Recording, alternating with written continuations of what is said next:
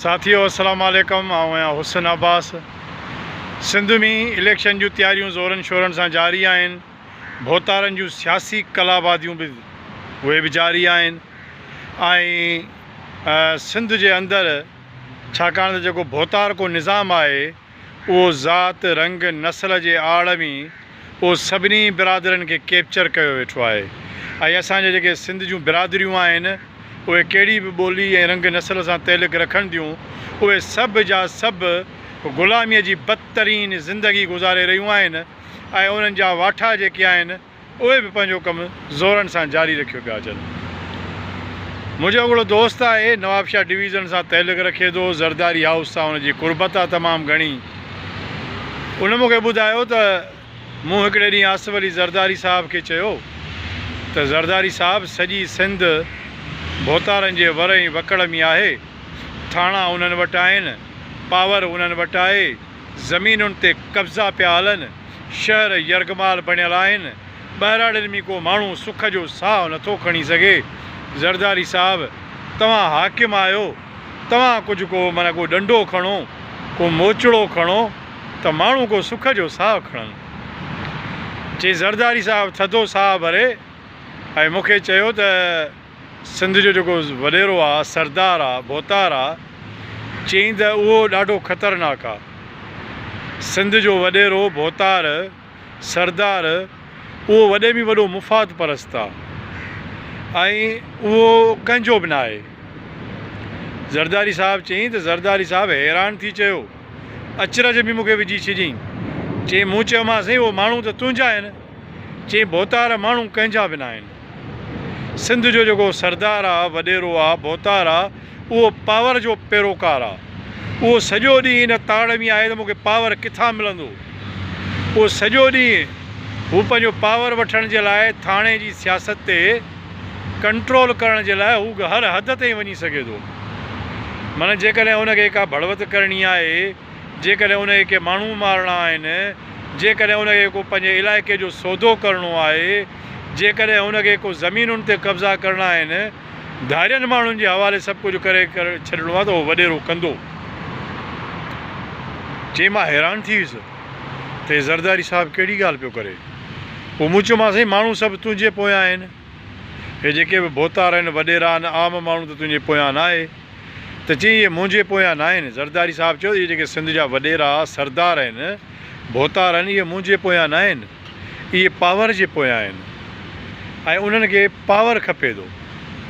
पोइ चए मूं वटि पावर आहे जेसि ताईं इहे तेसि ताईं मूंसां गॾु आहिनि ऐं मूंखे बि इन्हनि जी सख़्तु ज़रूरत आहे, छाकाणि त पावर टू पावर गेम हले थी ऐं हीअ जेका सॼी गेम आहे इहा पावर जी आहे।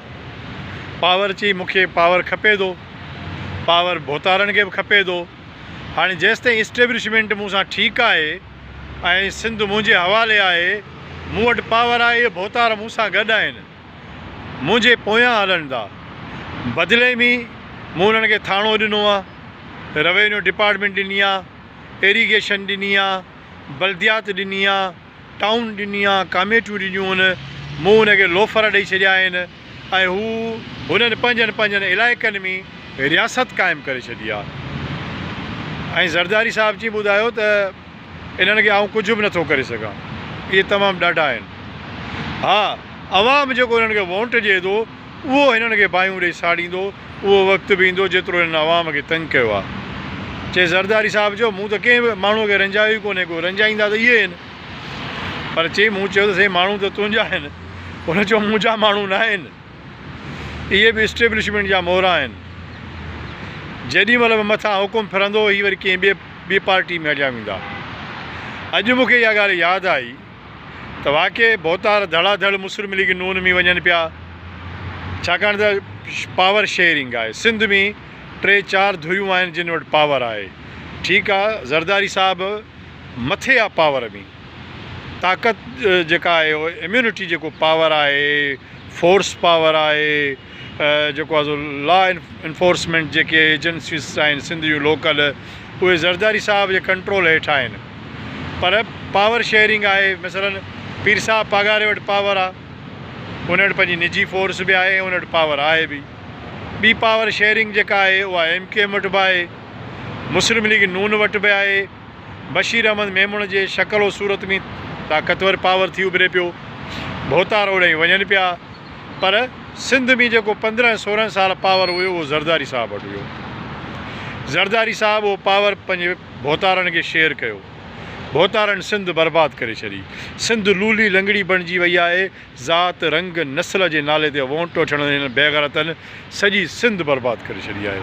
ऐं सिंध जो आम माण्हू यकीनन उहो ॾींहुं परे न आहे जॾहिं इन्हनि भोतारनि खे साड़ींदो, इन्हनि भोतारनि जा दग बंदि कंदो, पेचरा बंदि कंदो। सिंध जे माण्हू खे खपे त गैरत जो मुज़ाहिरो करे। जेकॾहिं सिंध जो माण्हू गैरत जो मुज़ाहिरो न कंदो त पोइ ईंदड़ 5 साल बि वॾेरनि जा बूट चटींदो रहंदो, ऐं पोइ चटिजो बूट। सो ज़रदारी साहिब जे ॻाल्हि में दम आहे त हीअ फिरणा गिरणा आहिनि। ज़रदारी साहिब खे आहिस्ते आहिस्ते छॾींदा, छाकाणि त ज़रदारी साहिब खे एस्टेब्लिशमेंट सोढ़ो पई करे। सोढ़ो कयो, हे भोतार भॼी वेंदा ॿिए पासे। भोतारनि जो इलाजु थियणु खपे। इलाजु तव्हां आम माण्हू कंदव, छाकाणि त वोट तव्हांजो आहे, ताक़त तव्हां वटि आहे। तव्हां रगी ज़ात परस्तीअ मां निकिरो, या बिरादरी परस्तीअ मां निकिरो, नसल परस्तीअ मां निकिरो, सिंध परस्तीअ जे तरफ़ अचो, तॾहिं तव्हां सुधरंदव।